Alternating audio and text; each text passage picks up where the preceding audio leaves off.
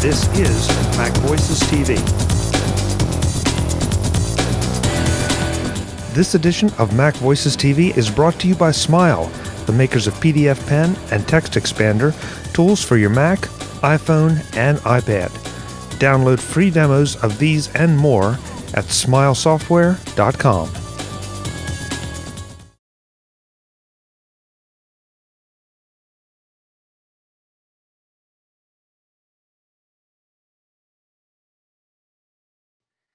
Welcome to MacNotables. This is the home of the Mac experts you want to hear from. I'm Chuck Joiner. I'm with Adam Engst, and we are live via iChat at Portland Macintosh User Group. Portland, it's great to see you. Thanks for having us.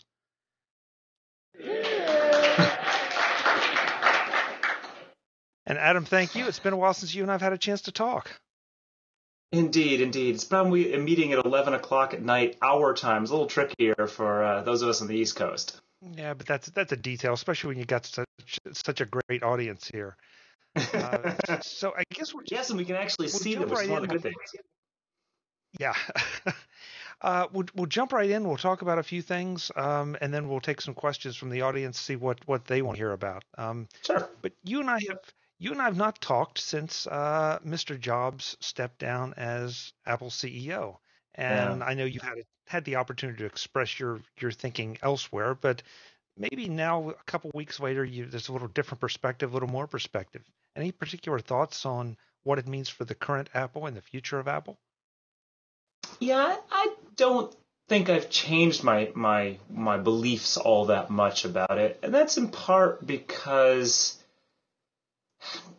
honestly, we've seen it coming.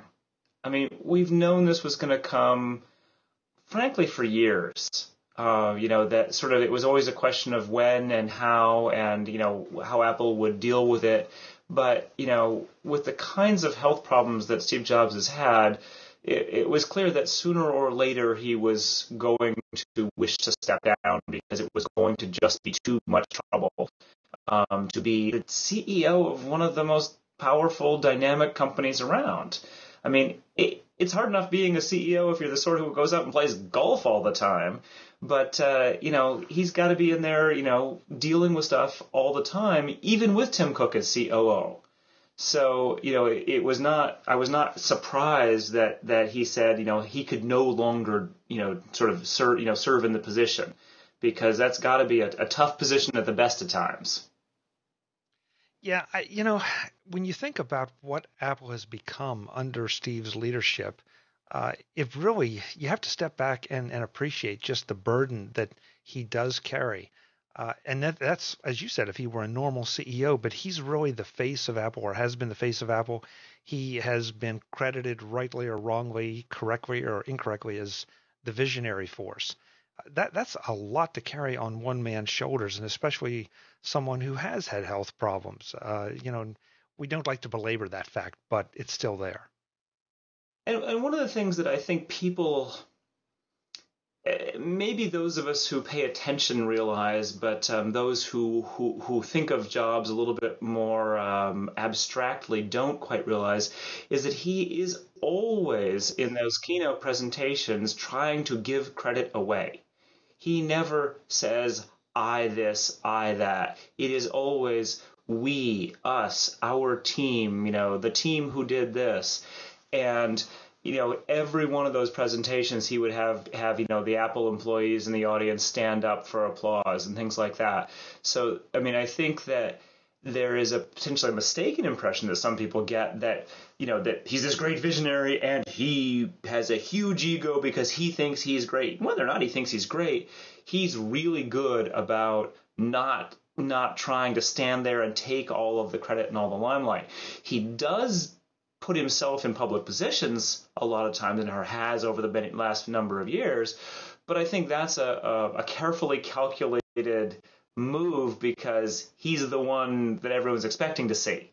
And he knew full well that if someone else was in his place, that would be talked about at no end as they tried to figure out why Steve didn't show up to give the keynote.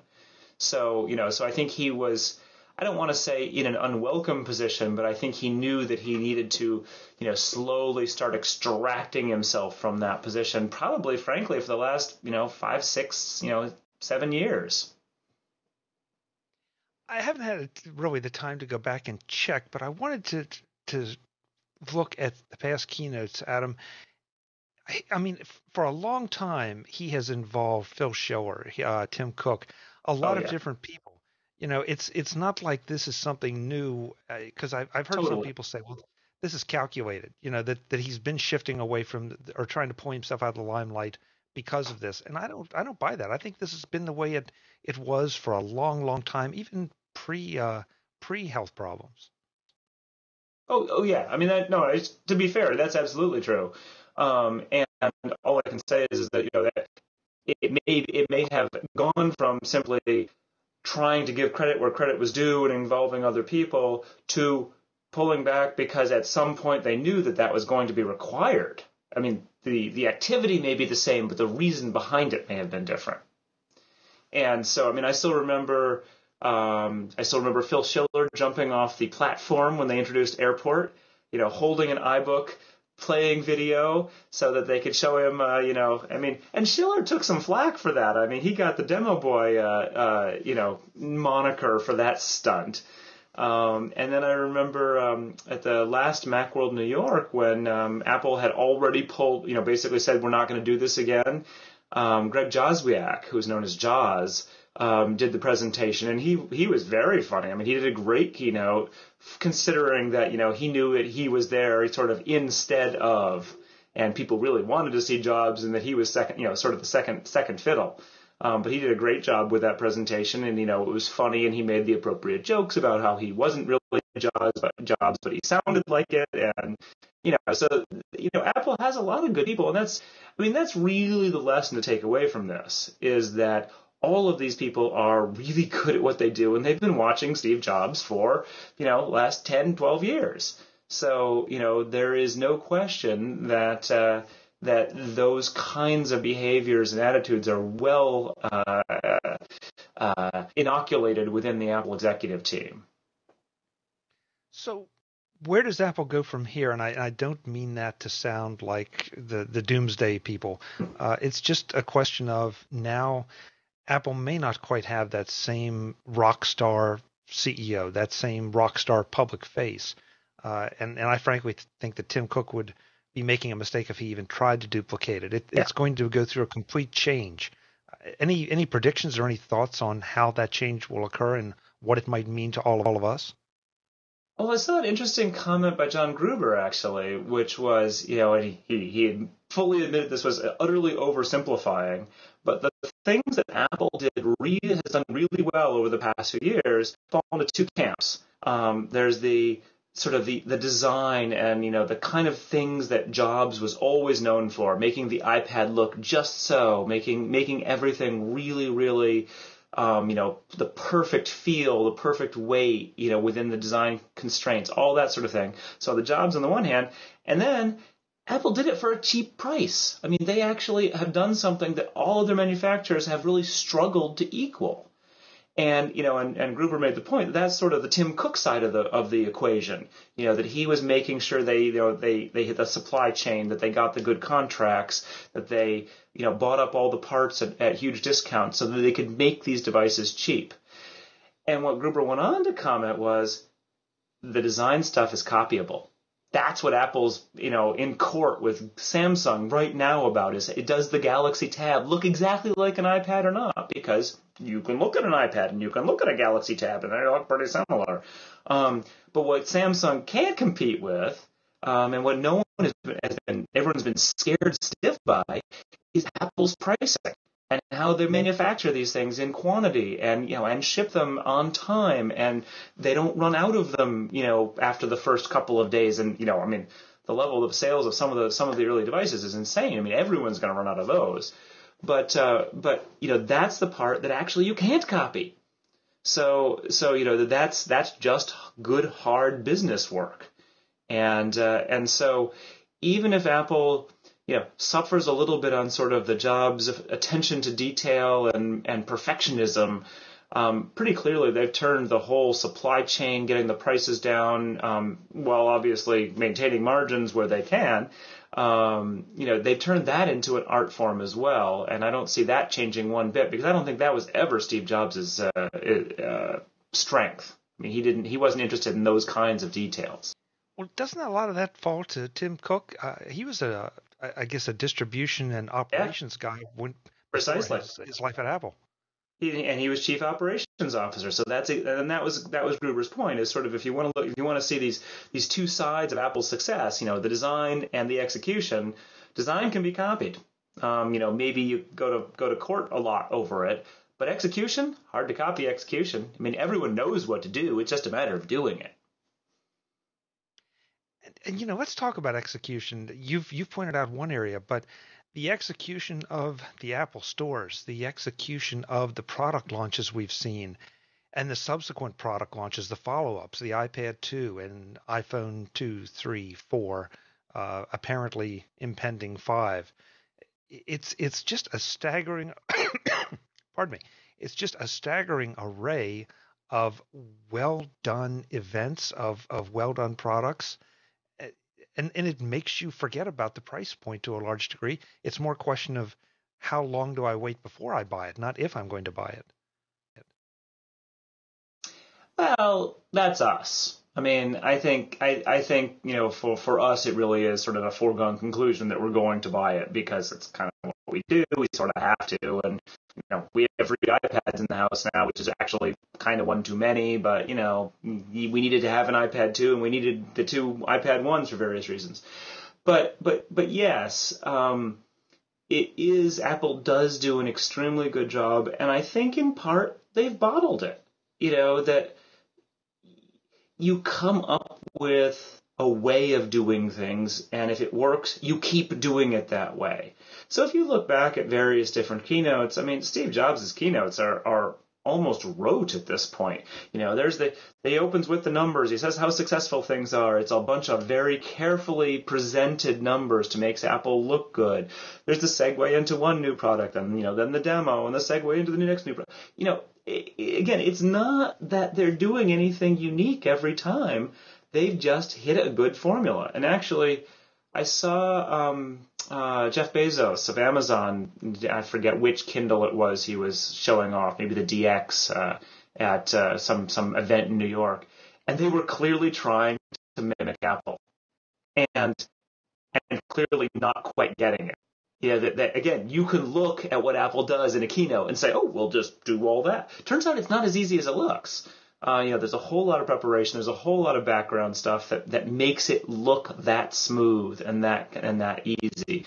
And again, they just do it really well at this point. So, and companies can figure this out. I mean, I remember back in the day, raise your hands. How many people remember WordPerfect presentations at Macworld? People see those? Yeah, a few of them. WordPerfect, they had a script. I mean, they trained their people, their presenters. And if they were coming to a user group or they were going to Macworld or whatnot, they were all brilliant. Back in the days when WordPerfect for Mac was a big deal. And they had done a really good job in figuring out what it was they wanted to say and how to say it to that particular audience. And they hit it every time. They didn't need someone who was a fabulous presenter, because they just needed someone who could do what they were told to do. They trained their people. Boy, what a concept.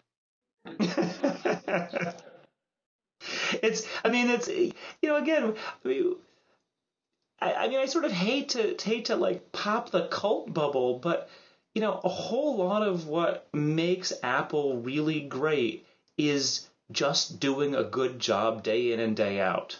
It's a whole lot of people doing a good job. And they've gotten lucky. They've had some breaks in terms of the right product at the right time, and and some of it's been obviously was just brilliance as far as what to introduce when. But a whole lot of it is just, I said, a lot of people doing their jobs well. And obviously every company hopes to do that, but we've all used products where you just think, and what were they drinking when they released this? Because it doesn't work. And so it's hard to just have everyone, hitting on all cylinders all the time. And even Apple now doesn't always do it. I mean, certainly there's parts of Lion that are a little clunky around the edges, or you find problems that they either didn't think about or just couldn't figure out the answer to in time. And so it's not that Apple's perfect, it's just that overall they're doing an awfully good job. And I mean we've been saying this for years now because it's really been true. And you can look at the financials if you want to see how true it is. They just keep making more money every quarter after every quarter. Yeah, I'm going to not go off on a rant, but I do think that one of the things that is wrong with not just the computer business, but with a lot of businesses right now is that they spend so much time telling us how great they are, and they don't spend enough time being great, being very good at times. And, I think you're right. I think there's a very simple, basic lesson to be learned here that spend enough time working on the great products, and you won't have that much trouble telling us how great you are because we will be doing it for you. Yeah, it's the show and not tell. Yeah. And Apple, to be fair, they've also got some advantages now. That one of the things I think they did that was very, very smart was when Steve Jobs came back to Apple, he just shut down the leaks. I mean, it used to be that everyone knew everything about what Apple's products were going to be, months in advance, which hurt them horribly because it meant that they had no sales in the meantime. Who's going to buy a product, that comes out in 3 months, for the next 3 months if you know that what's coming out, in January is going to be way better. Why would you do that? You'd be insane. You would not be a rational actor to do that. And so that was one advantage. And then the other advantage is that when information did get out, and Apple does intentionally leak things on occasion, and when information did get out, it became a big deal. I mean, you can tell when Apple cares about the information and when Apple doesn't. So, for instance, with Lion, everyone signed an NDA when they downloaded those seeds. And by the last month or so before Lion came out, organizations like Macworld had officially said they weren't going to honor the NDA anymore because no one else was. That sort of what's the point? We may as well write about everything we can see because and Gadget's doing it and Gizmodo's doing it, and it wasn't even just the rumor sites that were breaking the NDA. That everyone was doing it. I mean, we're small enough that we decided it wasn't really worth our time to do that, and in case Apple did decide to get snarky about it, but pretty much everyone else did. So Apple totally couldn't care less if information about Lion was published well beforehand. On the other hand, I haven't really followed the latest soap opera about supposed iPhone prototypes being found at bars in San Francisco, but it does sound as though Apple cares much more deeply about that, to the point where they're trying to get that whatever it is back in whatever way they can as quickly as possible. And even with the Gizmodo one with the iPhone 4, they were very, very unhappy about that information getting out. So, again, when Apple cares, you can tell. When they don't care, it's just a free-for-all. But you bring up an interesting point that Apple, and once again, Apple controls everything. That's what they want to do, and they do it so well.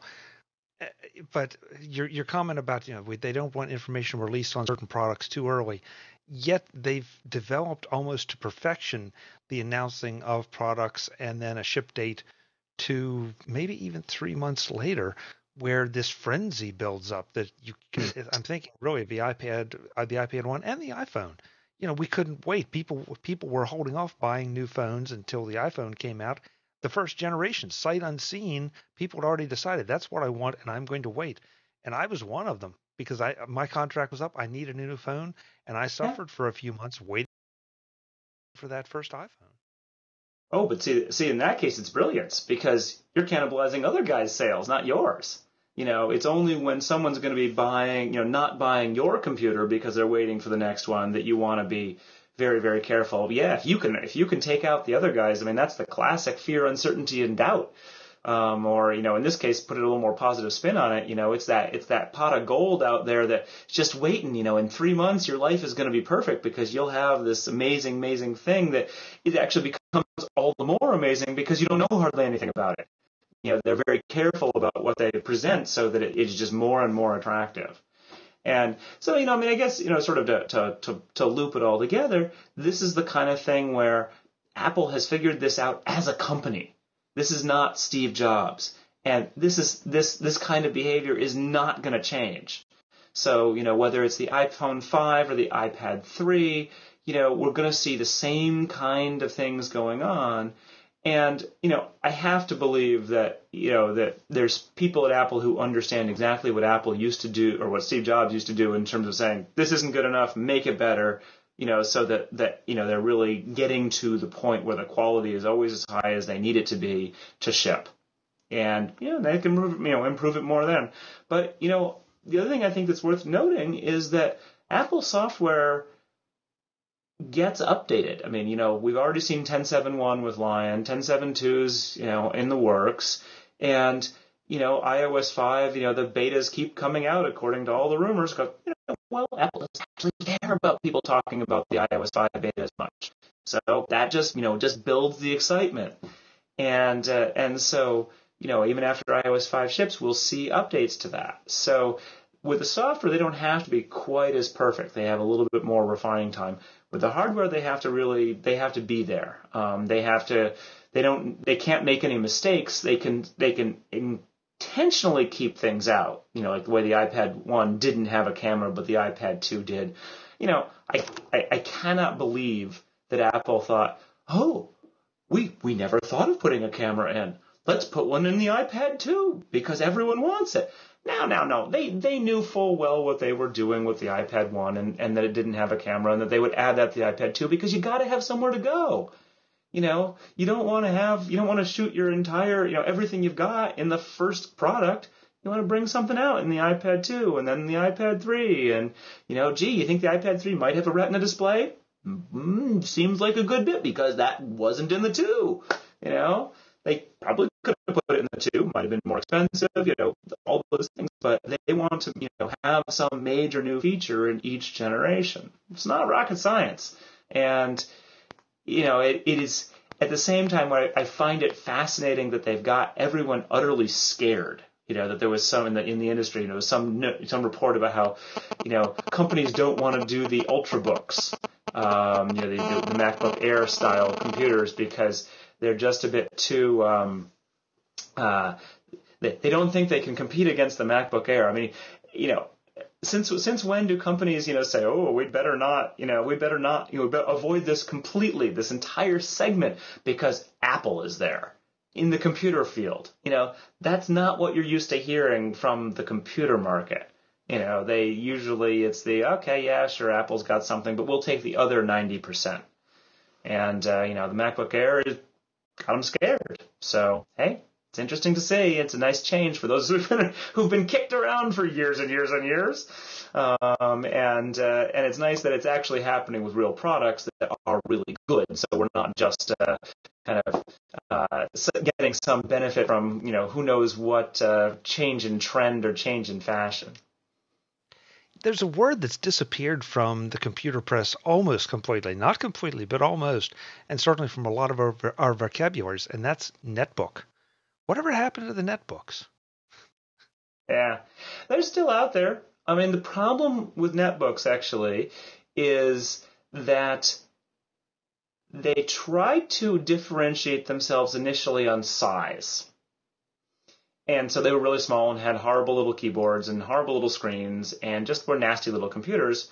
And they sort of had to be because they were small and they were done by companies that didn't have the design skills to make them decent within that form factor.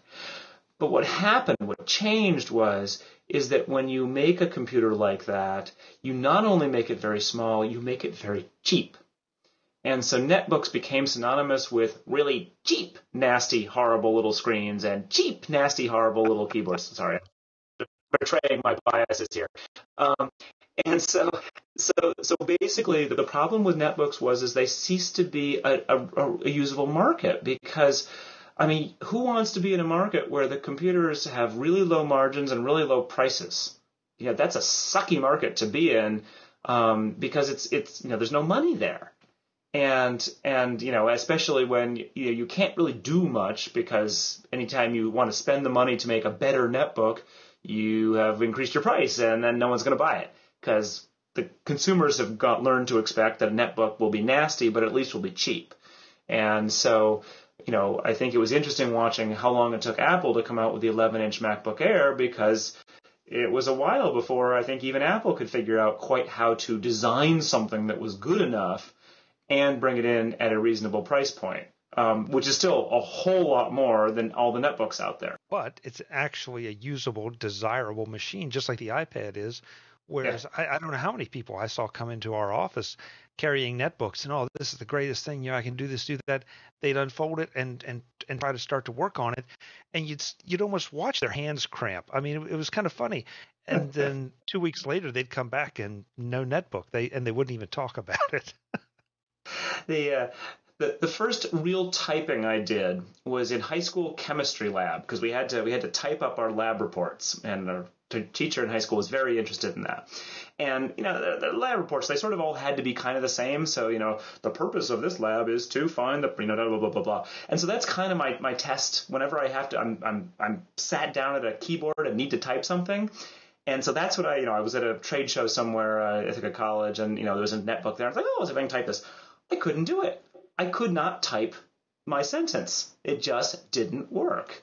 It was too hard for me to get my fingers to do the right thing in that tiny little keyboard with the keys in funny positions and funny sizes. And there's some things you can do. I mean, I think Apple's probably got the keyboard about as small as you can make it and have it still be physically useful. I mean, obviously with the iPhone, you end up changing how you type entirely. I mean, I actually almost prefer typing on an iPhone than an iPad, because I can thumb type on an iPhone, whereas the iPad, it's just a little bit too wide. And I think actually one of the things that they've changed in iOS 5 is to split the keyboard when you're in one of the modes, so that it's easier to thumb type, because your thumbs, unless you've got really mutant long thumbs, it's hard to get to the middle of the keyboard on an iPad. Yeah, and you took me exactly where I was going to go. You either make the keyboard a reasonable size and say, okay, this is the way it has to be, or you get rid of it completely and start going to a touch interface and then working out something in the way of a virtual keyboard that really, I don't know if it'll happen in 5, but I think it'll happen somewhere along the way, that you'll eventually be able to adjust those sizes so that if you have big hands, small hands, you want to thumb type, you want to touch type, that just seems a logical step at some point. Well, the thing that I'm really interested to see is, I don't think it's an if, I think it's a when, Apple goes to some other primary input type. That whether it's voice or, just something else, keyboards are really kind of old, and they are unparalleled for putting text in, but they simply don't scale well. I mean, they more or less stop at the MacBook Air size, and you can go smaller if you're willing to give up touch typing and go to thumb typing. But the keyboard's kind of a clunky thing, and yet at the same time, speech recognition. Well, we humans aren't that good at speech recognition all the time, so it's hard to imagine our computers being that good at it. But you bring up an interesting point, Adam.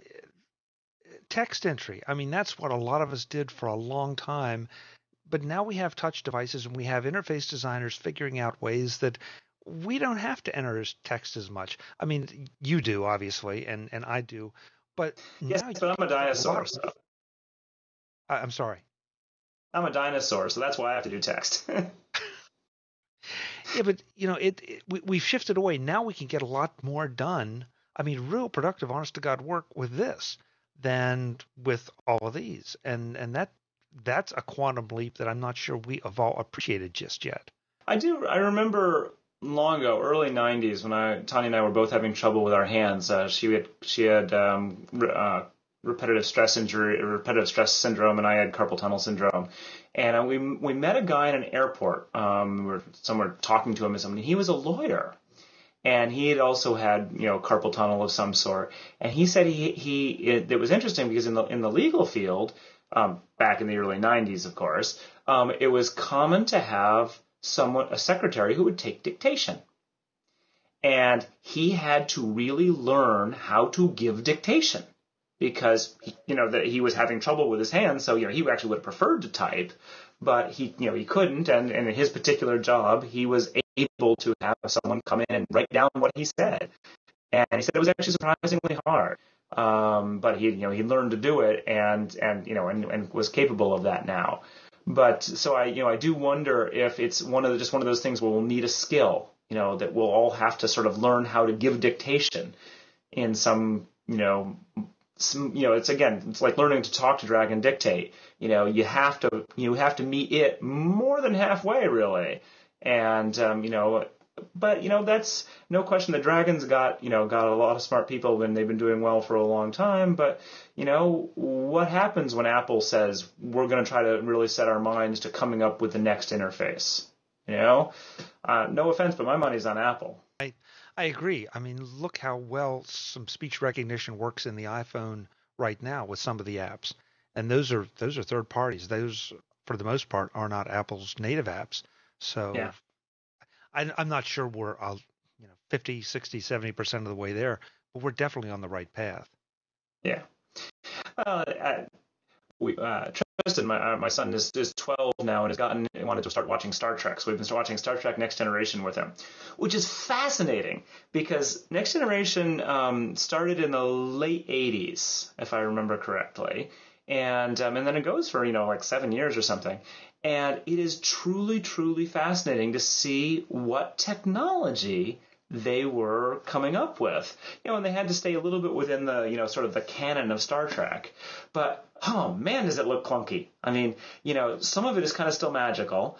But a lot of it, the communicators, their little tricorder-y things, you're thinking, oh, man, is the ergonomics terrible in that. They're all very fat. Their devices are not thin. They've got these big clunky things, and they all flip open. And, it's really interesting just how far past the science fiction of, 15 years ago we've come. And that's the science fiction of 15 years ago, not even, the reality of 15 years ago. So, it is interesting looking at them and seeing what they could imagine as ways to interact with the computers, to interact with their controllers, things like that, and try to see, where they were potentially still, a bit further out and where they just, kind of biffed it and well beyond that now. Okay, PMUG, you just saw tomorrow's Macintosh Universe headlines. Adam Engst says Star Trek technology is clunky. It is clunky. Go look, I'm telling you. And those hairstyles they had. Oh, no, sorry. I have a comment, but I'll save it for later. Adam, speaking of technology and clunky or not, how about Lion? We're about a month into, give or take, a month into the Lion implementation. My experience has been very, very positive. I've had almost no problems, especially if I have my updated software. That's the place where it can bite you. There are a few things that are missing, but overall, I've had a great experience. How about yours? Well, first of all, I want to see how many people in the audience, how many of you have upgraded to Lion? Is that, I don't know how wide my angle is, about half? Yeah. Yes. Okay. That's actually that's our experience from looking at our weblogs of people who read tidbits on our website from a Mac. Over 50% are now using Lion. So that's a pretty high uptake rate. I mean, that was true 1 month in, so it was true very quickly. I'm using Lion on my MacBook, not yet on my Mac Pro, and the reason for that is in large part an article that I just published on how to convert email from Eudora into something else. And I needed to have Eudora running to be able to test and compare and things like that. So I could not upgrade to Lion on my Snow Leopard, on my Mac Pro, until I finished that article, which just came out tonight in Tidbits. So you can all go read it now. If you're still updating from Eudora, that is, don't read it otherwise. It's really, really long and involved because it's hard to convert from Eudora. But I don't I mean, it's interesting. I don't sort of know what to say about Lion from a personal experience yet. And that is because, for the most part, I don't use the operating system. I use applications. That BBEdit still works. Firefox still works. Safari still works. Pretty much exactly the way they always did. And so when I'm sitting down at my computer, or more increasingly these days standing up at my computer, because sitting is bad for you, as we've all learned recently, that it is something that I do, that when I'm just working on my MacBook, writing and editing and moving between the applications that actually allow me to get my work done, I don't notice a lot of difference between Lion and Snow Leopard. So it's worked fine. I mean, the MacBook honestly is a little flaky, but I don't know whether that's the MacBook being flaky because it's the oldest unibody aluminum MacBook and just it's getting kind of old, or if it's being flaky because I upgraded to Lion. I definitely have to restart it more. It definitely is funkier. That said, a lot of the things that are big and new in Lion are not things that really attract me. That, like Mission Control, on my main Mac, I work on two big 24-inch monitors. I don't have any desire to have full-screen apps. I don't need to ever see, expose mode with the windows showing up in little places with that. I've never used it before. I don't see any reason I'll use it now, because if I want to see an app, it's right there, full size, where I can see it. And then there's another one right here, full size, so I can see it simultaneously. Launchpad, no desire to use it at all. Launchbar does a way better job for the kinds of things I do. And autosave and versions, I'm perfectly capable of saving, and everything that we do that is important to have versioning is either in Subversion for tidbits with an existing version control program, or we do in something like Google Docs where there's versions. So a lot of the stuff is really not new to me, and or particularly compelling. So that's why, along with the whole Eudora article, I haven't been pushing to upgrade to Lion. I'll get to it, but I don't want to sound negative, but I don't feel that it's the sort of thing that's going to make a huge difference in how you use your Mac. That said, there's a whole lot of stuff in Lion that I think Apple is using to prepare us for much more significant changes. And we've been doing a bunch of articles and tidbits looking at some of these kinds of things. So, for instance, Rich Mogul did an article for us on the security changes in Lion, which are great. The security improvements in Lion are really, really huge. And that's something which you won't see. That's the whole point, is you don't see it. The point is it's just a whole lot harder to break into and control a Lion Mac. And things like the Mac App Store. That's a whole lot of the Mac App Store is related to security. You sign applications when you upload them to the App Store, so they can't be tampered with. Apple's therefore guaranteeing everything that comes out of the Mac App Store is not full of malware, and that's a really big deal. Marco Tabini also just did an article for us, looking at how. Oh man, just totally lost my train of thought. I will have to look at the website, but basically, looking at how Apple is trying to set things in motion. Oh, battery power, that's it. Basically, if you look at a lot of the features in Lion under the hood, his contention is that Apple's trying to give us technologies that will save power. So our MacBooks can finally last more than really 4 or 5 hours, which, the Apple says up to 7, but, realistically, you're not getting 7 hours most of the time unless you bring things really down. And even 7 is not that impressive compared to, say, the iPad, where they really control the software tightly for ensuring battery life. And similarly, again, whether or not you'll notice on your power bill, it wouldn't it be nice if these big honking Mac Pro towers use less power? That's from Apple selling millions and millions of them. It'd be nice if they were using a whole lot less power, each one of them, because the software could do interesting little things behind the scenes. So that's a situation where, again, Lion is trying to set the stage for a whole bunch of technologies that will continue to improve how the Macs work in the background, how the security is done, how, frankly, how new users come to the Mac. Again, Launchpad may not be my cup of tea, but if you're used to iOS or you've never used a Mac before, Launchpad's going to be a whole lot easier for you to figure out. And if you're on a MacBook Air, particularly an 11-inch MacBook Air with a tiny little screen, mission control and expose, much bigger deal. Full screen apps, much bigger deal on that tiny little screen. So I think Apple's they're setting the stage with Lion in ways that I think were not quite obvious early on. I mean, yeah, we talked about how it was like, more like iOS and all that, and they said, the lessons they learned from iOS, but we didn't quite understand just how deeply they meant that they're really trying to transition the experience in ways that we're not used to. That, of course, raises the question of, whoa, do we want to be transitioned in this way? But we can talk more about that if people are concerned about it. We had a lot of options for Apple's transitions, but I want to go back to two things you said that I think are important. First of all, you said that you're a dinosaur, which you may be in some way, and so am I, and probably some of our friends at PMUG are too, that we have been used to working a certain way.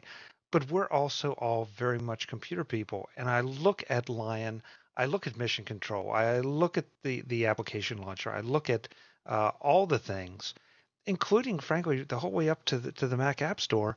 And I see this operating system being built not for us, but for people that don't really necessarily enjoy sitting and noodling with their computers, that they want to go, they want to do what they want to do. Maybe it is the iOS-ification or iOS-ification of the Macintosh operating system, but they aren't as interested in buying 25 utilities to do something that we want to do. They just want to go and do their work or their play or whatever they want to do and get it done. Well, and I think it's probably less work, frankly. That the simple fact of the matter is that the reason why people like us don't need Launchpad and some of these other things that are aimed at making stuff more obvious is that we've solved those problems. Those are new problems. I can launch my apps very quickly in 5 different ways. I don't need another one. Honestly,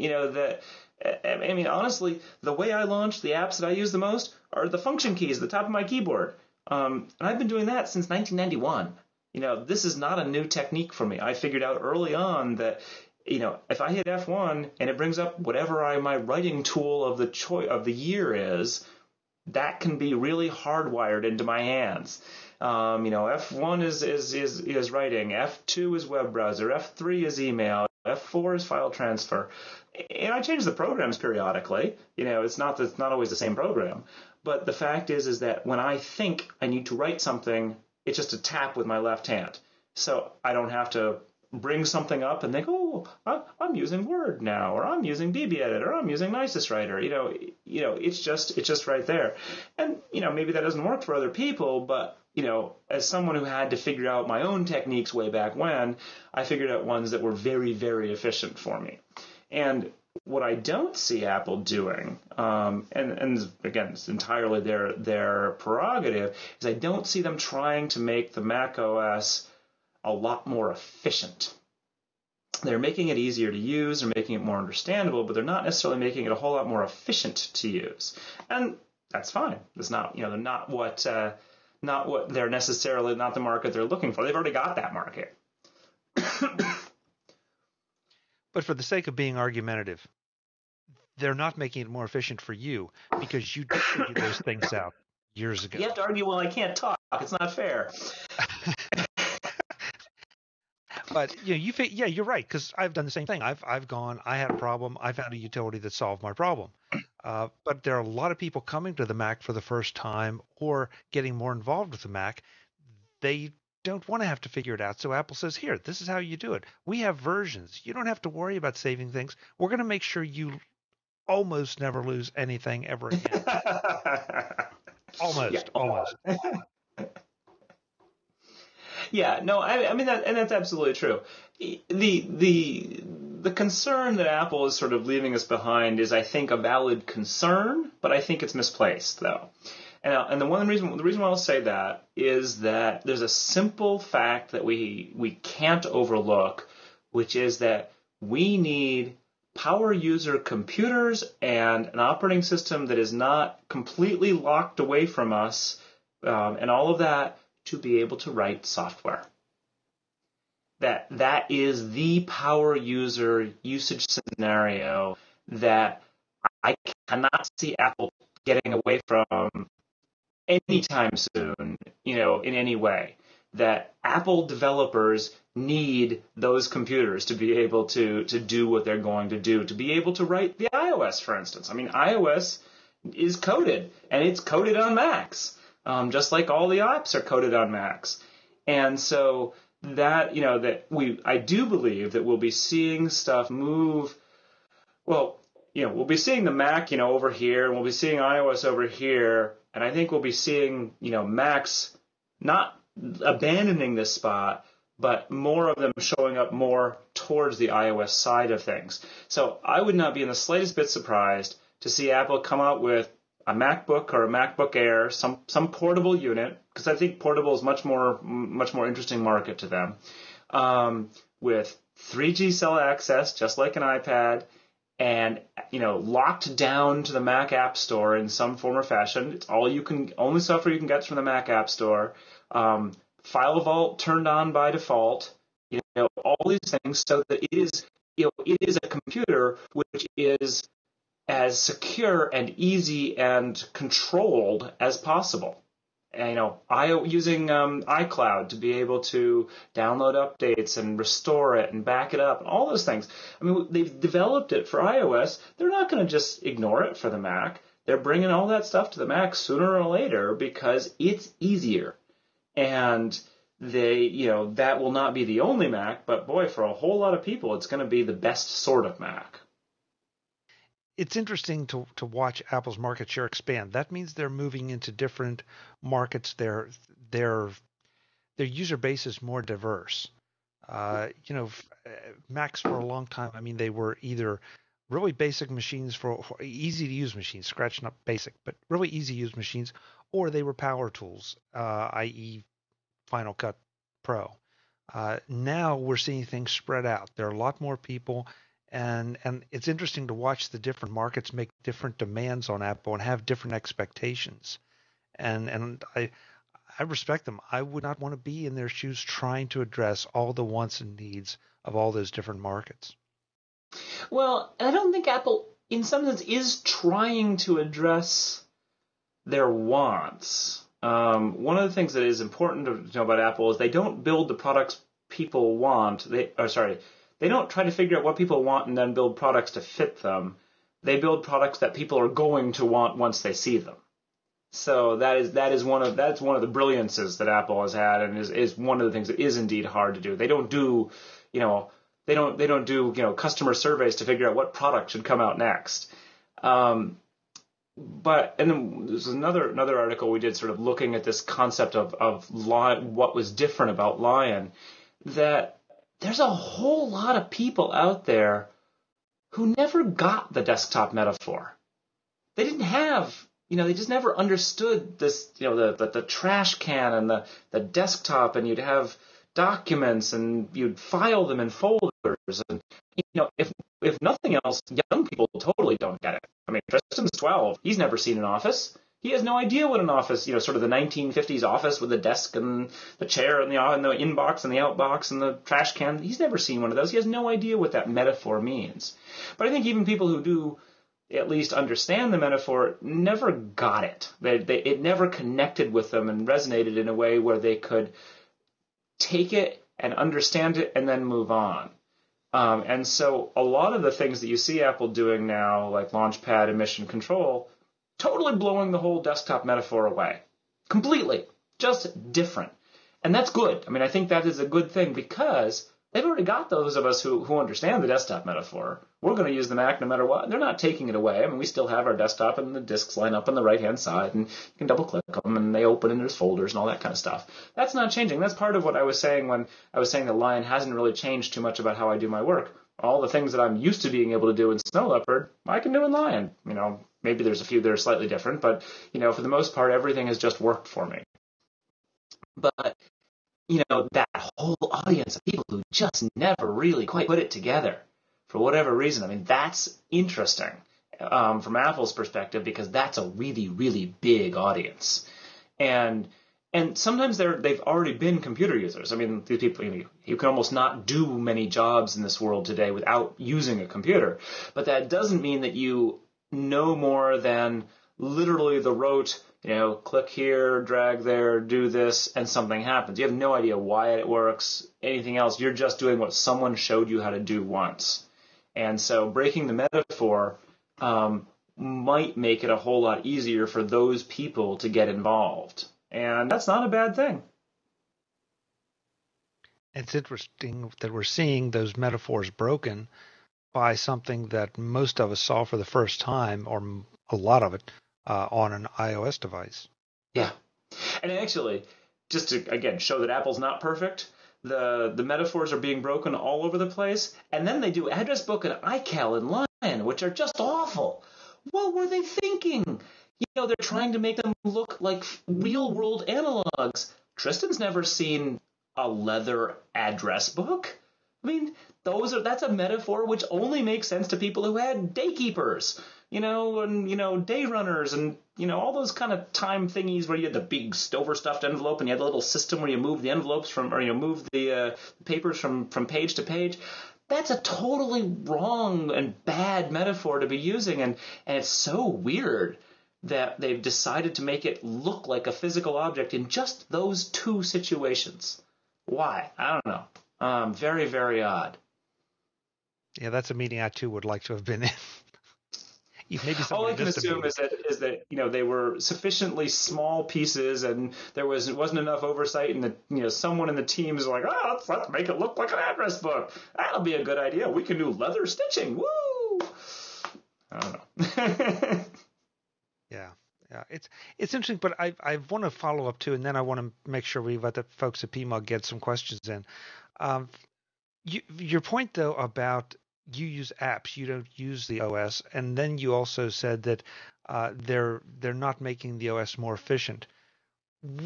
Expound on that a little bit. What would you have them do that would make it more efficient from your perspective, especially as a self-proclaimed app user?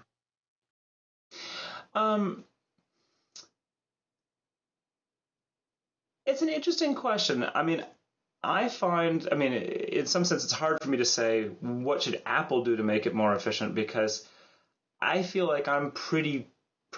I won't say at the most efficient I could be, but I don't feel like I'm slowed down by my tools. I rely heavily on Keyboard Maestro as a macro utility. I rely heavily on LaunchBar to launch applications. I don't use Spotlight much because I have, my files are organized pretty well, and so I don't need to look for things very often. I use a lot of, like Open Recent, kind of shortcut kind of things, because what I've been doing in the past is mostly what I'm going to be doing in the future. When I run into a situation where I find myself doing repetitive actions, I look to something like Keyboard Maestro or Automator to stop doing them as repetitively, because I hate that. So I'm not sure that there's necessarily things that Apple, or Text Expander, another good example, where I type the same, or I copy and paste the same URLs and the same little bits of text strings, take control of upgrading to Lion. I cannot tell you how many times I typed that before I set up Text Expander to do it. So, or the URL to the take control of upgrading to Lion book. So those kinds of things I've already done. And I don't know that Apple should just kind of take them over. But it feels to me, when I see someone working at a Mac that does not have things like Keyboard Maestro and Text Expander and LaunchBar, boy, do they seem slow to me. I was like, no, do this, boom, we're done. And you can't do that on a Mac that doesn't have those programs and that setup. So I'm not sure what I would specifically suggest Apple do, other than look to the lessons from those programs, where you say anything that you do repeatedly, you should try to do more, do for you.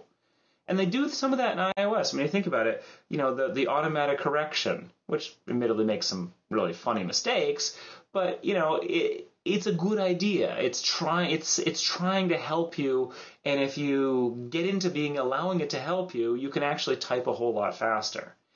And they built that into Lion as well, and it's a little bit of a help. I mean, it's not as big a deal there because you've got a real keyboard, but I think they could put a lot more effort into thinking along those lines, and they would end up with an operating system that would provide the kinds of tools across all apps that would, again, make me more efficient. That's why the things I'm talking about, Text Expander, Keyboard Maestro, Launch Bar, they work everywhere. That's the point of them. I don't have to think, I'd better go and, use my macro utility now. And to do this task, I think when I talk about using my function keys, that's all Keyboard Maestro. F1, BB Edit, F2, Firefox, F3, Mailplane.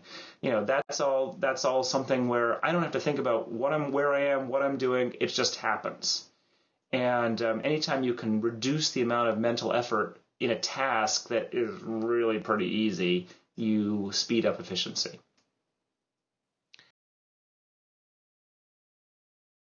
The functions of the utilities you've talked about, do you think this means that we're approaching the, I don't want to say the perfect operating system, but the ultimate evolution? No, and definitely not. And the reason is simply that when I said that Apple could learn from the sort of the underlying lessons here of noticing patterns and attempting to make them easier in the future, I think that's a huge field that has a tremendous amount of room for growth. So, for instance, right now I've got 5 rows of icons on my desktop for things that I've dragged out to the desktop and then left there, and I need to file them. I should just or go through them or deal with them in some way, and that's the sort of thing where Apple could probably look at that kind of stuff, and I believe there actually are in Windows, for instance, an option to have it ask you if you want to clean up your desktop. But some of the stuff on my desktop's been there a really long time. It would be helpful if it would ask me if it wanted to clean up the desktop, or just again stuff like the Open Recent menu that became standard at some point in macOS 10. I don't remember exactly when. That's really obvious. We always want to get back to the stuff we were just working on. And I believe that macOS 10, with the kind of massive processing power that we're getting, could start to watch us a lot more in the background and say, you're doing this exact action over and over again with a different file each time. Maybe I could build a automated workflow for you that would do that and just ask you what file you want. And, there's a whole lot of things like that really, they're not artificial intelligence, but it's a lot of very high-level pattern matching. And I think that could go a long way towards, systems that watched and suggested in a useful way. And I do fully realize that, this has been tried in the past with some really horrible results. But it's really a processing power problem, that you have to be able to see beyond the obvious pattern. Oh, he typed this word. I'll replace it with this other word because he always makes it wrong. He always types, when he types TEH, he always means THE. That's an easy pattern. But, when he types take control of upgrading to Lion 100 times, maybe that's something that you should, you can start watching for. And saying, yeah, he types that a whole lot, but he also takes type control of using Lion and take control of your 811 and airport network. And so which one is most likely in this context? Because I've seen everything else he's typed in this particular email message or whatever. I just think there's a lot of room for very, very smart people to take advantage of the processing power to analyze the patterns that we throw off in our just everyday usage of computers. We do the same things over and over again. Why not make that, have the computer do as much as it can to make that smooth and easy? Some good ideas. Some good ideas. Because you're right, and that's what you have done by yourself, and that's what I've done Yeah. by myself, is you find the things you're doing over and over and think, okay, is there a better way? Is there a faster way, a more efficient way to do these things? Because I am wasting a lot of time, and I'm giving myself RSI, trying to just keep doing them over and over. And then you always have to decide, gee, will it take me longer to automate this task or just do it? Yeah, brute force. There are times it's like, oh yeah, I'm just going to click 100 times. It'll be done. It's not worth figuring out how to automate the click 100 times. We've been there. We've been there. We've been at this for a while. Let's throw the mic open if somebody has the mic at PMUG. And well, yeah, we have hands going up everywhere. Great. Yeah. So I'll let. Okay, well, might be first. Eudora holdout dinosaur like I don't think the mic is on. Yeah. I think I'm hearing through the laptop, but it's very faint. Okay, well, it's on in the room here. Is that any better? Okay, yeah, a little bit. Okay. Anyway, you're a Eudora dinosaur like me. You probably tried every email program that's ever been released. Is there anything besides Apple Mail that you can go to? Have a recommendation? I'm pretty much stuck. Yeah, so the question for Eudora users of what to switch to is a really hard one. And, I'm going to be utterly biased about this because I started using Eudora in 1992, something like that. And so I used Eudora for, 18 years or something. And I found that Eudora, kind of along with what I was saying, was a very efficient program. It let me get through my mail very quickly and easily. And because it was such an early program, almost all other programs, Apple Mail included, feel to me like bad clones of Eudora. I mean, it's like they kind of got the idea, but without really understanding what it was that made Eudora special to the people who liked it. And which was, again, that real speed and productivity. So when I actually was faced with, really needing to switch, I looked at some stuff, and I've never liked Apple Mail. Honestly, it's better in Lion. I'll fully admit, but and particularly the searching is better. That was something that I could never believe how bad the searching was for all these years for a program that that was supposedly going to be the top email client. But Apple Mail, it just bugs me. I find it clunky. I find it hard to get around. So, for instance, you can double click an email message to open it in its own window, but there's no keyboard shortcut to move to the next one. You can't do it. You have to close the window and open another one. If you want to read mail outside of that preview pane, Mail is not going to make it in the slightest bit easy for you. I mean, something that, again, Eudora did in 1988, for goodness sakes. So Apple Mail is still the easiest option because it is guaranteed to be on your Mac. It is guaranteed to be updated by Apple. It's a really safe bet, and it's not a bad program anymore. The very first couple of versions were frankly pretty lousy, but Mail 5 and Lion in particular is a quite solid and respectable email program.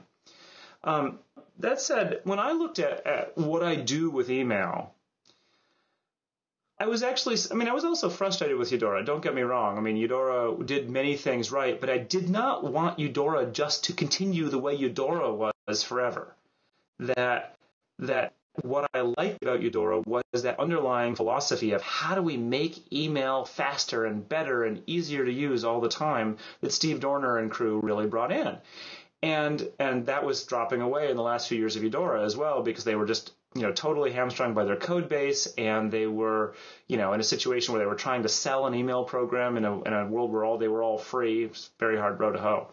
So what I looked at and ended up switching to, in fact, somewhat oddly perhaps, was Gmail. And I don't mean Gmail that I then read in Apple Mail or something else. I mean Gmail in the web interface, because Google, unlike everyone else, actually sat down and said, well, how do we read email? what is the best way to read email? How can we make email easier to use, faster, and just think about it differently? So this did two things. One, they did some stuff that's just brilliant. So they based email on search. So everything else based email on the concept of messages and mailboxes, and this constant hierarchical filing system it's a total 1950s office look. Google said, hey, we're really good at search. No, we're really good at search. Everything's going to be search. And so it is trivial in Gmail to do a whole bunch of things that are actually quite hard to do in other email programs because Google just thinks of it, it's got this big list of messages and everything is a search run across Google's huge server farms. And so things that I actually wanted to see Eudora doing, like moving to a more person-centric view of mail, become very easy in Gmail because you can just start typing someone's name in the search field. It will automatically suggest the email address, the name or the email address appropriately. One click, and boom, there's all the mail you've sent or received or a person's been involved with in any way, shape, or form in a split second. So that's the kind of thing that gets to be very difficult in other programs, mail included. You can do it. It's just not that fast. And I don't know why it's not that fast because, we've got these these incredibly powerful CPUs. Apple should be able to do, faster searching than they are. So my sort of the short answer is yes, Apple Mail is your easy solution to switch to.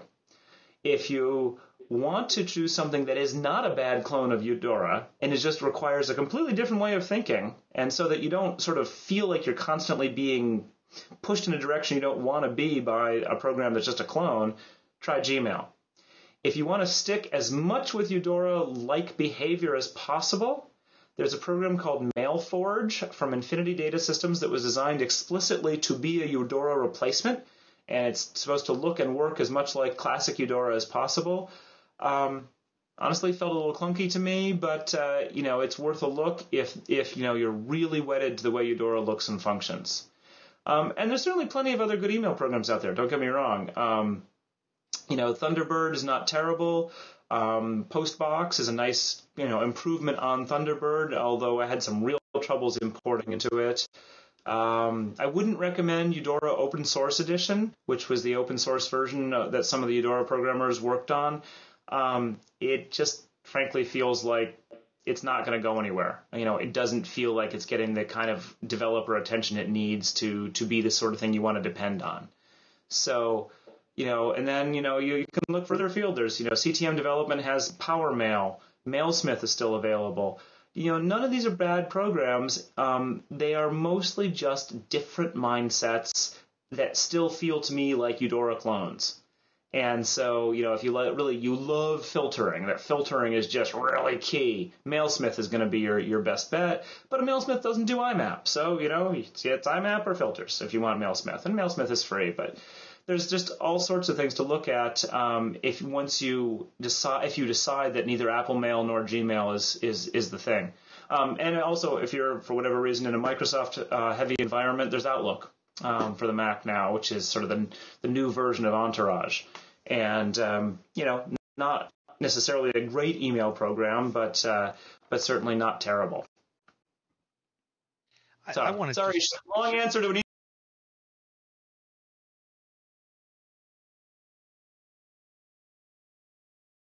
easy question because it's one I think deeply about.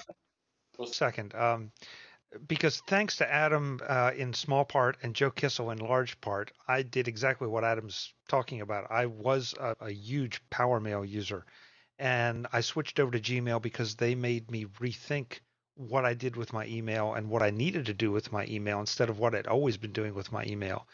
And I use MailPlane as a front end part of the time. Yeah, me too. MailPlane. Yeah, love MailPlane. But I have full access, obviously, on my iPad through a very nice interface, or on my iPhone through a very nice interface. You may want to go back and, okay, here's my plug. Listen to the MacVoices interviews Joe Kissel and I did talking about, now I'll do Joe's plug, his email books, his Take Control. Of Apple Mail and Snow Leopard. Of Apple Mail and Snow Leopard, but of email as well.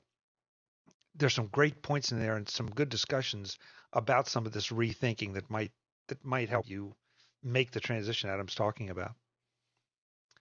Question. Hi.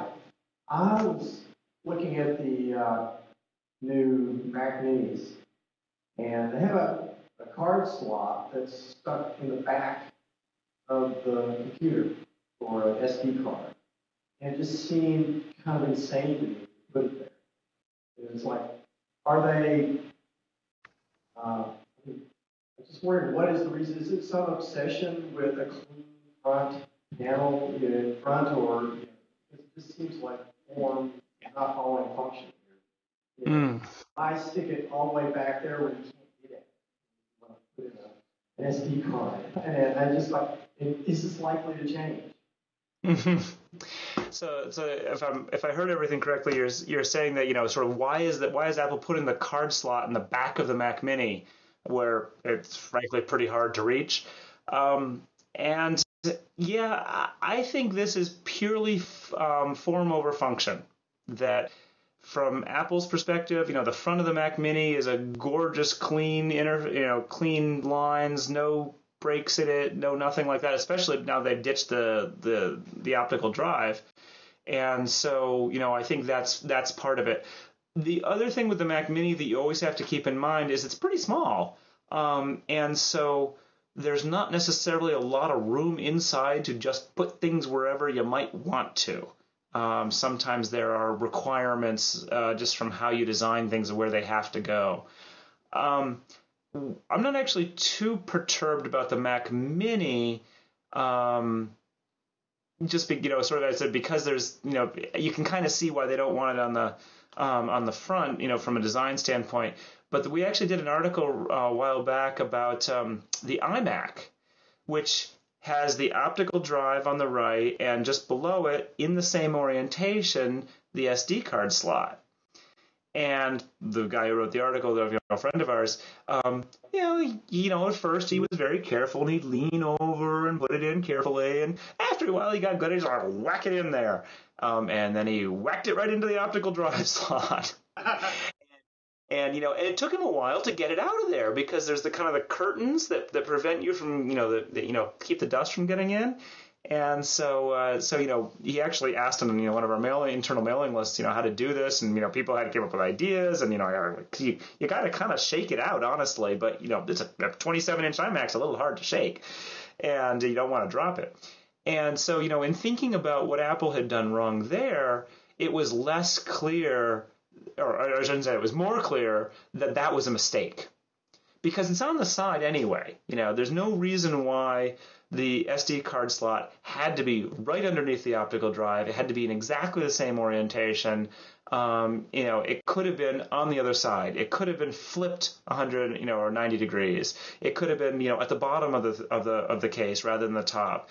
So, in that case, you didn't think that, oh, wow, they don't want to put a hole in the front of their case. We can see why they might not want to do that. And in this case, the design decision just seemed to be, frankly, a little wrong.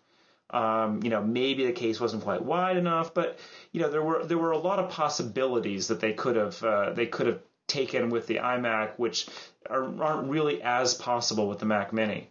That said, I felt a little badly. We had to buy a Mac Mini right before the new ones came out because Tanya needed a Mac Mini when we were writing about the Lion books to test Lion on.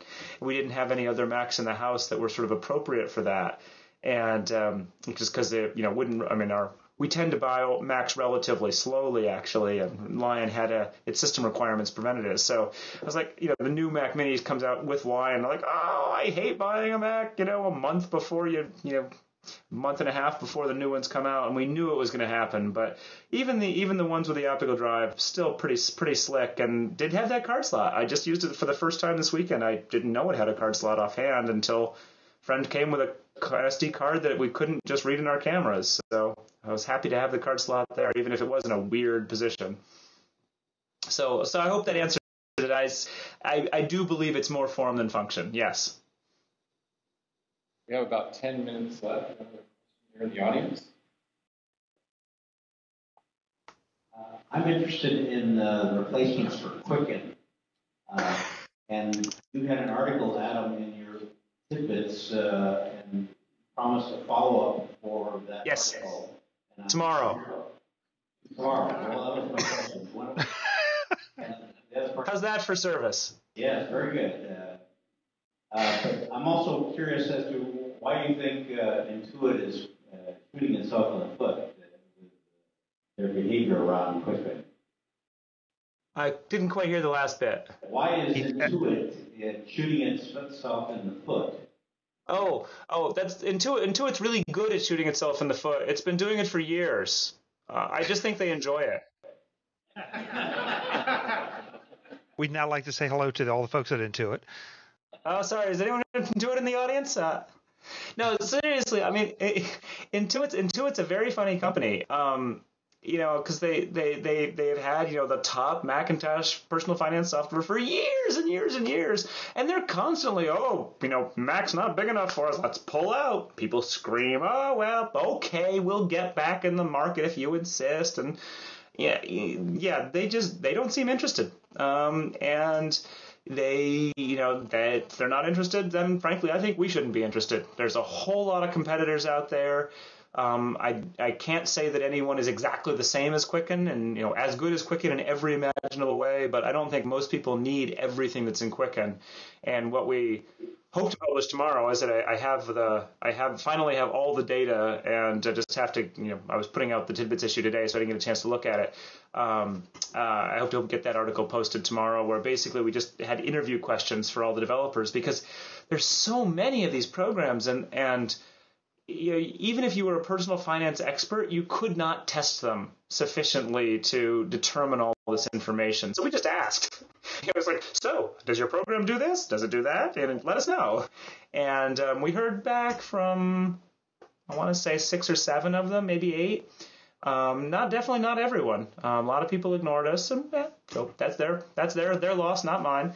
And hopefully, the programs that we'll have the more information about shortly, we'll be able to go through and say, yeah, this one has the features I need. It is really too bad, because Quicken did the job that a lot of people wanted to do, but Tanya's actually in the same way. The thing that's preventing her from upgrading to Snow Leopard, or from Snow Leopard, is in fact Quicken, and it's not Quicken 2007, it's Quicken 2003. Because we just didn't need much out of it, and she never bothered upgrading it. It kept working just fine for the minimal use that we used Quicken for. We use more serious accounting software for our real business stuff, but for the personal finance stuff, Quicken 2003 was enough. One more question. One more? Okay. I'll ask one, actually. Well, not really a question, but one of the things that really was interesting to me, especially since the iPhone. Breaking up. One of the things that was really interesting to me when the iPhone came out, I've been looking at it for a couple decades, and you kind of confirmed it tonight, was that everything that you've been talking about, like how to make the OS more efficient and what's the future and Star Trek, always takes me back to the Knowledge Navigator. Right? And if you look at the iPad right now, we're basically in the middle of this thing. If your iPad just said, Adam, Tanya has left you a message to confirm lunch tomorrow, right? We're getting really close to that. What do you think about the Knowledge Navigator being so old, but we're actually starting to see the hardware and some of the technology catch up? Yeah, I think that's absolutely true. And actually, now, I haven't gone back and watched that video in years. Luckily, thanks to YouTube, we can do that really easily. But the other thing I would actually like to do when I look at that is look back at Alan Kay's Dynabook work, which was, again, really early efforts in terms of personal computing and how a computer interact with a person and things like that. I think that what we haven't really done yet is, Knowledge Navigator, as I remember it, you sort of had the personal assistant. It was a guy with a little bow tie or something, and he would talk to you. It's not clear to me that attempting to mimic a human as the interface is a good idea. That one of the problems, and you see this in animation. So, for instance, when you watch Pixar movies, the Pixar movies are usually intentionally cartoonish, and it's not because they couldn't make really human-looking people animated. It's that this the term is the uncanny valley. That you say you can get to 99.8% human with your animation. The problem is that because it's not quite right, it's really troubling and kind of scary. And people don't like that. I mean, when they've done this, they've tested this. I mean, the animators can do this kind of thing, but because they can't get 100% of the way there to get someone who really, really fools everyone, it's actually more troublesome. And so if you back off from the uncanny valley and have more cartoonish features on the characters, it doesn't bother you as much. And so I think that's a little bit of what I'm saying with the Knowledge Navigator is that I'm not sure that we've figured out what kind of an avatar or personality we'd want in some kind of a device or software that would attempt to be helping us. I mean, maybe it's one of those things where it should be up to you and you could pick the talking moose if you wanted to. But one of the things they've tried in the past, like what was it, Clippy from Microsoft Office and Windows, people hated Clippy. Then there was Microsoft Bob. There's a trend here. Microsoft Bob, people hated Microsoft Bob, and so it seems to me that the companies actually pulled back from that approach in part because their early attempts were really pretty reviled and potentially not very useful. I mean, it would have been one thing if the advice that was given by these on-screen avatars was actually good.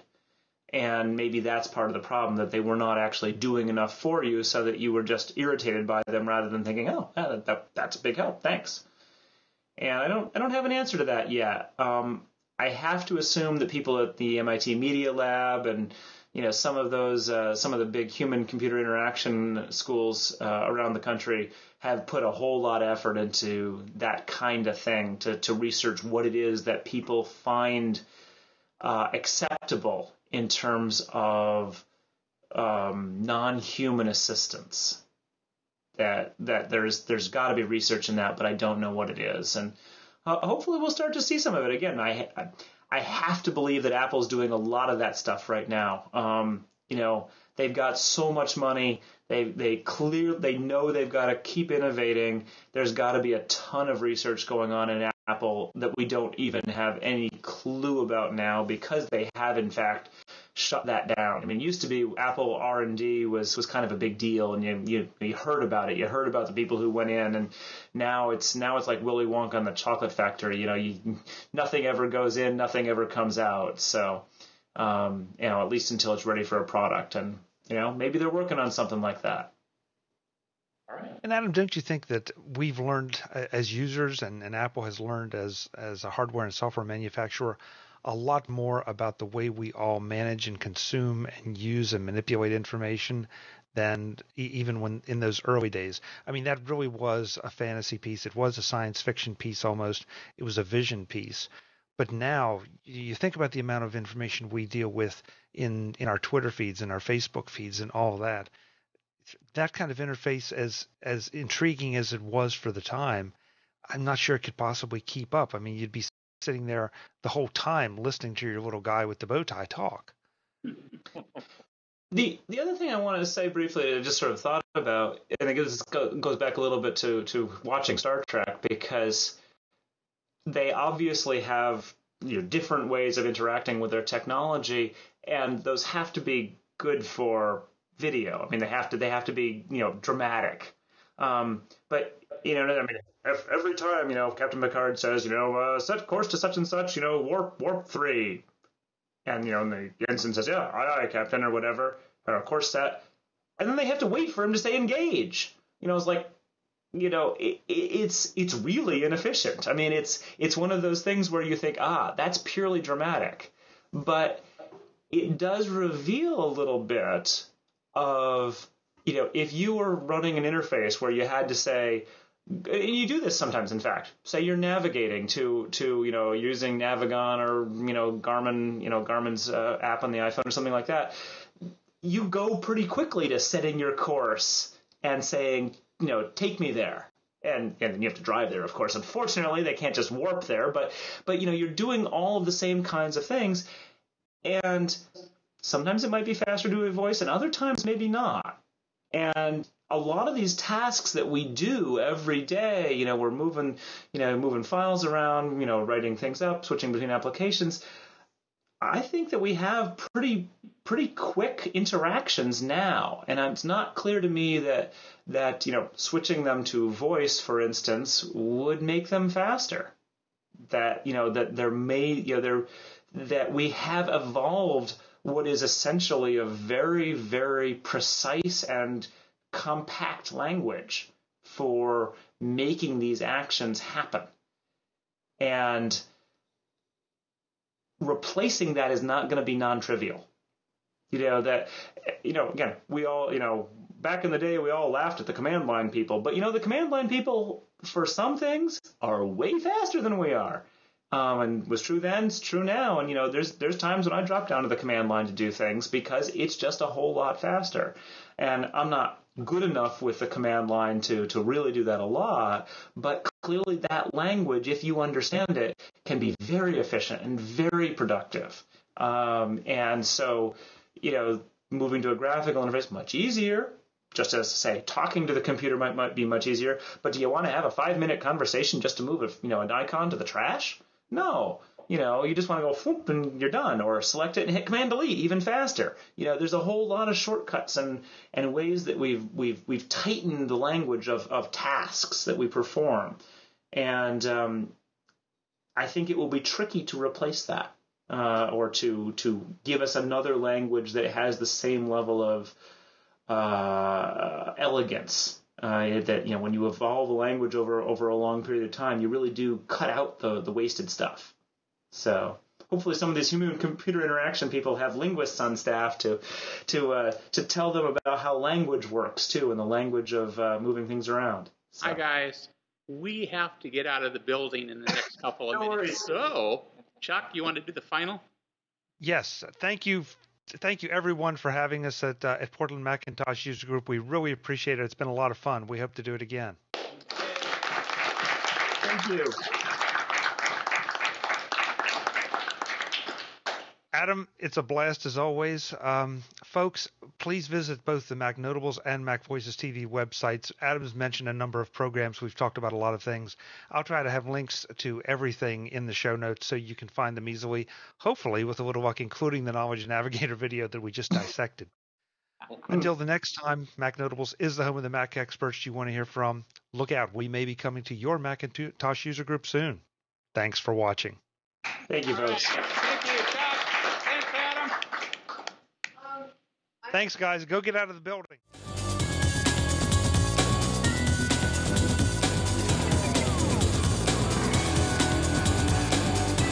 MacVoices TV is part of the MacVoices Group and a member of Mac Level 10.